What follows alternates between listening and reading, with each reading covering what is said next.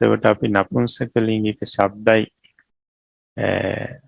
ඉගෙන ගනිමින් හිටියේ.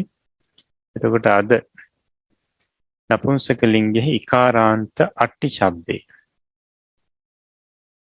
පිරිසට අපි දෙනවා බලමු.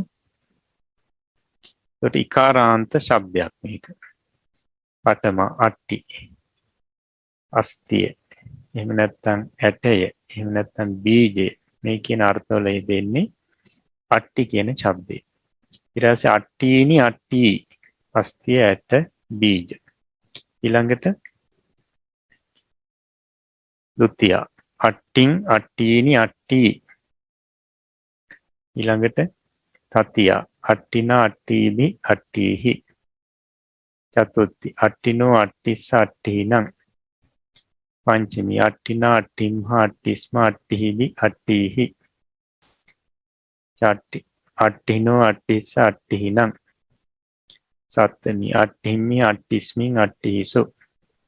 करण अट्ठिना अट्ठिहिबि अट्ठिहि.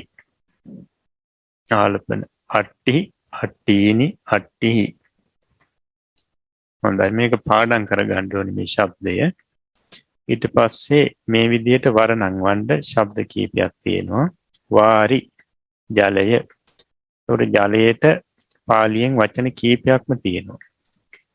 ඒකට උදක පානි. ඒකට තව එකක් අපිට අද මේ මුණ ගැහෙන්නේ වාරි ජලය.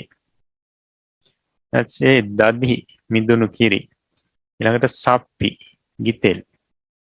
ඊළඟට අක්කි ඇස. ඊට පස්සේ අච්චි ගිනිසිල ගිනිසිලුව. ඊට පස්සේ සත්ති කලවය.